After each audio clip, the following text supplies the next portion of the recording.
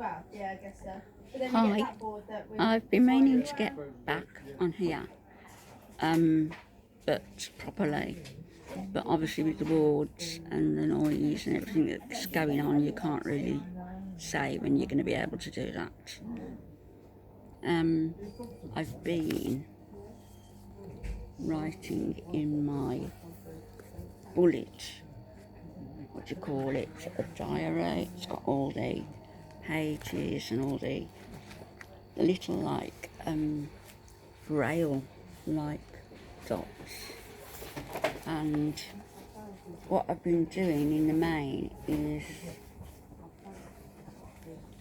just bullet points of the positive, and the negative that I've done is, rather than concentrate on the negative, I've been concentrating on the resolutions. So that's what I've been trying to do, which brings me to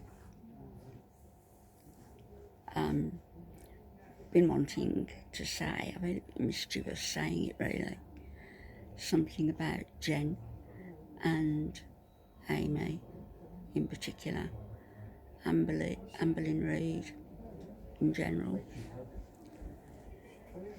What they've all got in common is the fact that they have this addiction to something. In Amy, Amberlyn and Jen's case, it's an addiction to food.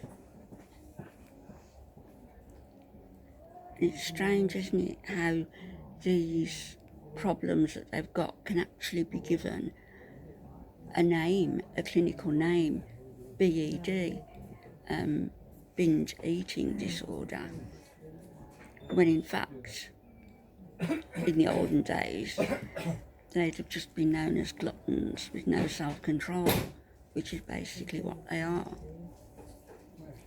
Amberlyn, I'm sure, started her channel out with meaning to be a weight loss channel, found that it was actually more conducive to bringing in money, to make it a channel where she was a parody of herself, and was failing week by week until it's now got to the point of her being £600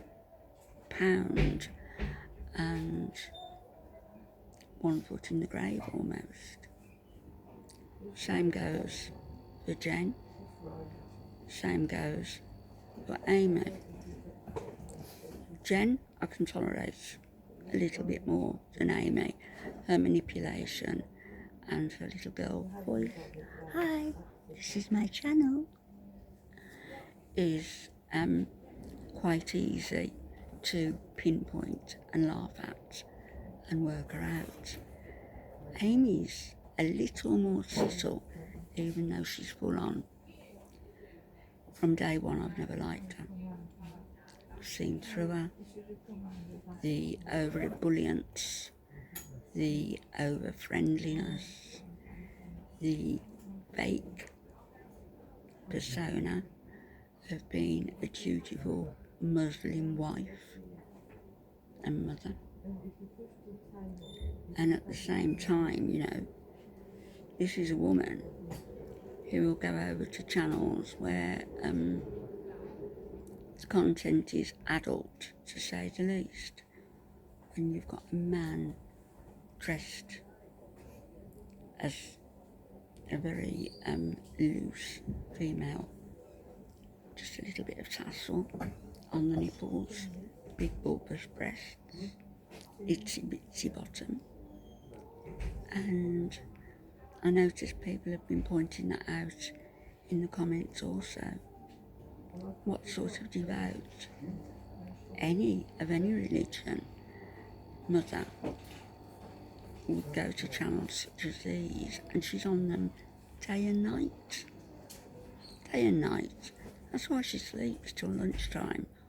Why her children, who, yes, I said they look like ragamuffins. I don't apologise for saying that, they do. All because their mother can't be bothered to care for them and to groom them. Those children have no social skills. They don't interact with each other the way brothers and sisters should. And I'm speaking in the capacity as a mother, a grandmother, and in my capacity as dealing with families throughout my life. Jen sleeps till sorry, I do apologise. Amy sleeps till lunchtime. Who looks after the kids then until lunchtime? I know that she's kept the eldest off school when she's felt bad. I've seen how she's absolutely been dismissive of that child. Whenever he's needed anything, he has the look of a whipped dog. And if his parents watch any of it, they must be filled with dismay. Take your child back before it's too late, before the psychological damage is too late, that obese idiot is causing.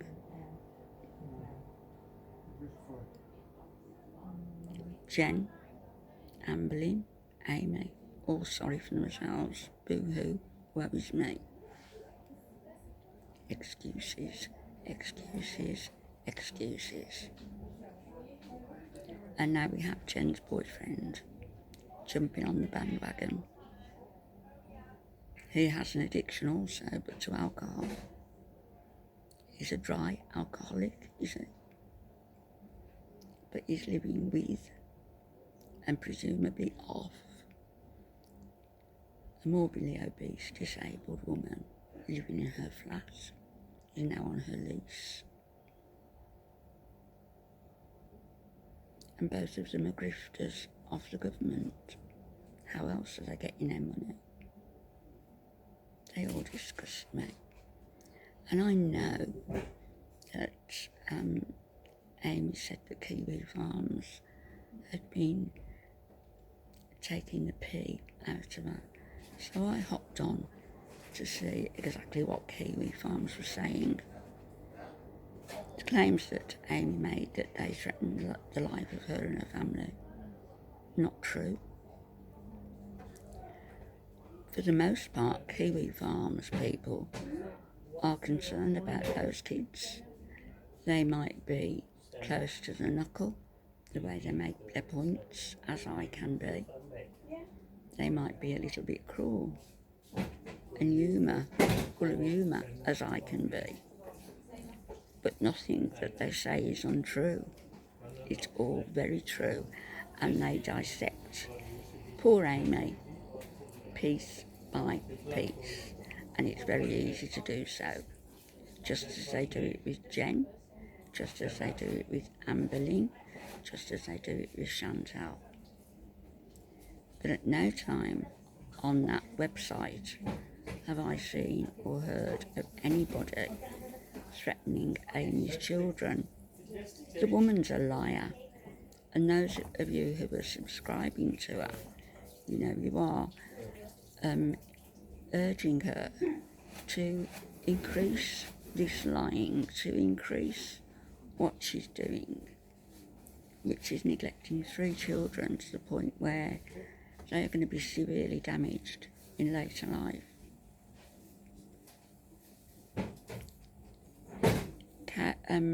Kiwi Farms calls them lol cows.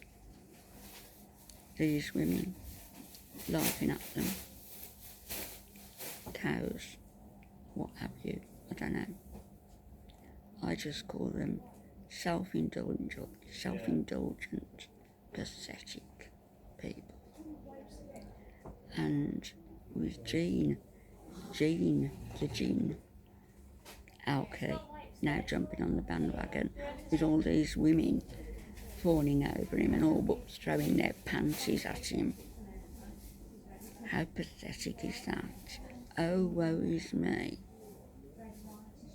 Here's a novel idea. Why don't you get off your arse and go and get a job? You're an able-bodied young man. living off an obese, morbidly obese, super morbidly obese woman. Go and get yourself a job, get yourself an apartment and be independent. It's not attractive for a man to use a woman as you do. And there's a word for men like you, and there's also a word for women like her. I'm sure you can think what those words are. Back later.